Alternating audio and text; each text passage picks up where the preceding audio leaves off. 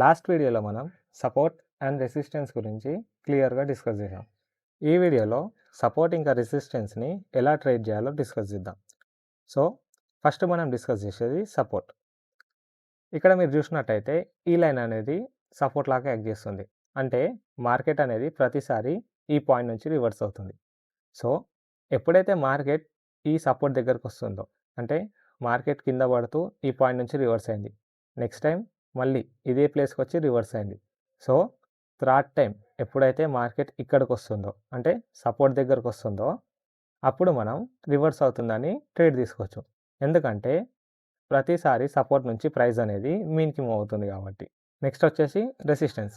మీరు చూసినట్టయితే ఈ లైన్ అనేది రెసిస్టెన్స్ లాగా యాక్ట్ చేస్తుంది. ఇక్కడ మార్కెట్ అనేది మీన్కి పోయింది, ఈ పాయింట్ నుంచి రివర్స్ అయింది. సేమ్ ఇక్కడ మీన్కి వచ్చింది, ఈ పాయింట్ నుంచి రివర్స్ అయింది. ఒక 2 టైమ్స్ కంటే ఎక్కువ ఒక పాయింట్ నుంచి రివర్స్ అయితే దాన్ని మనం రెసిస్టెన్స్ లాగా కన్సిడర్ చేస్తాం. సో ఇక్కడ చూసినట్టయితే ఇక్కడ నుంచి రివర్స్ అయింది, ఇక్కడ నుంచి రివర్స్ అయింది. సో దీనికి మనం రెసిస్టెన్స్ లైన్ గీసుకుంటాం. అండ్ థర్డ్ టైం ఎప్పుడైతే మార్కెట్ ఈ ప్లేస్కి వస్తుందో అప్పుడు మనం మార్కెట్ కిందికి పడుతుందని ట్రేడ్ తీసుకోవచ్చు. ఎందుకంటే రెసిస్టెన్స్ నుంచి మార్కెట్ ప్రతిసారి రివర్స్ అవుతుంది కాబట్టి. ఇప్పుడు మనం సపోర్ట్ లైన్లా కాకుండా జోన్ లాగా ఉంటే ఎలా ట్రేడ్ చేయాలో డిస్కస్ చేద్దాం.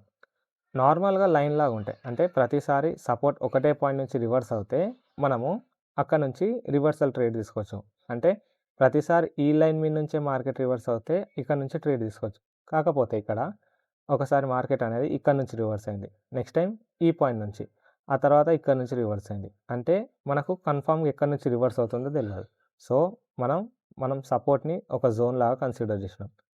జోన్ లాగా కన్సిడర్ చేసిన తర్వాత మనం ఎప్పుడైతే మార్కెట్ ఈ జోన్కి వస్తుందో, ఇక్కడ చూసినట్టయితే మళ్ళీ మార్కెట్ ఈ జోన్కి వచ్చింది, ఇక్కడ మనం కన్ఫర్మేషన్ తీసుకొని ట్రేడ్ తీసుకోవాలి. అండ్ ఆ కన్ఫర్మేషన్స్ అనేటివి మనకు క్యాండిల్స్ వల్ల వస్తాయి. మనం ఆల్రెడీ క్యాండిల్ స్టిక్ ప్యాటర్న్ వీడియోస్లో అన్ని క్యాండిల్స్ గురించి డిస్కస్ చేసాం.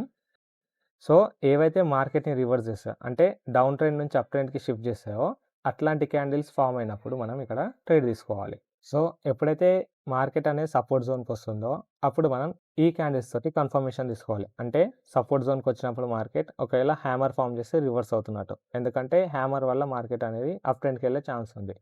లేదా మార్నింగ్ స్టార్ ఇట్లాంటి ప్యాటర్న్ ఫామ్ అయినా, లేదా బుల్లిష్ ఎంగల్ఫింగ్, ఈ మూడిట్లో ఏ ప్యాటర్న్ ఫామ్ అయినా, ఏ క్యాండిల్ స్టిక్ ప్యాటర్న్ ఫామ్ అయినా అప్పుడు సపోర్ట్ నుంచి మార్కెట్ అనేది మీన్కి వెళ్తుందని కన్ఫర్మేషన్ వస్తుంది. ఇప్పుడు రెసిస్టెన్స్ జోన్ లాగా ఉంటే ఎలా ట్రేడ్ చేయాలో కూడా డిస్కస్ చేద్దాం. నార్మల్గా రెసిస్టెన్స్ అంటే ఈ పాయింట్ నుంచి రివర్స్ అయితే మనం రెసిస్టెన్స్ లైన్ అంటాం. సో ఇక్కడ చూసినట్టయితే ఒకసారి ఇక్కడ నుంచి రివర్స్ అయింది, ఒకసారి ఇక్కడ నుంచి, అండ్ ఒకసారి ఇక్కడ నుంచి, ఇలా ఒక్కొక్క డిఫరెంట్ పాయింట్స్ నుంచి మనకు మార్కెట్ అనేది రివర్స్ అయింది. అండ్ మనకు నెక్స్ట్ టైం మార్కెట్ ఇక్కడ నుంచి రివర్స్ అవుతుందా లేదా ఇక్కడ నుంచి రివర్స్ అవుతుందా అని కన్ఫర్మ్ లేదు. సో ఇలాంటి టైంలలో మార్కెట్ ఎప్పుడైతే రెసిస్టెన్స్ దగ్గరకు వస్తుందో దాన్ని మనం జోన్ లాగా కన్సిడర్ చేసుకోవాలి. ఆ తర్వాత నెక్స్ట్ టైం మార్కెట్ ఎప్పుడైతే ఈ జోన్కి వస్తుందో అప్పుడు మనం ఏ క్యాండిల్స్ ఫామ్ అయితే మార్కెట్ కిందికి వెళ్తుందో ఆ క్యాండిల్స్ని కన్ఫర్మేషన్ లాగా తీసుకొని అప్పుడు ట్రేడ్ తీసుకోవచ్చు. సో మార్కెట్ ఎప్పుడైతే రెసిస్టెన్స్కి వస్తుందో మనం ఈ 3 క్యాండిల్స్ గురించి చూసుకోవాలి. హ్యాంగింగ్ మ్యాన్ అంటే ఎప్పుడైతే మార్కెట్ మీన్కి వెళ్తుందో అప్పుడు హ్యాంగింగ్ మ్యాన్ ఫామ్ అయితే మార్కెట్ కిందికి వస్తుంది. సేమ్ ఈవినింగ్ స్టార్ కూడా అంతే, బేరిష్ ఎంగల్ఫింగ్ కూడా అంతే. ఈ క్యాండిల్స్ గురించి మనం మన క్యాండిల్ స్టిక్ వీడియోలో డిస్కస్ చేసాం. ఎవరైనా చూడకపోతే ఆ వీడియో చూడండి.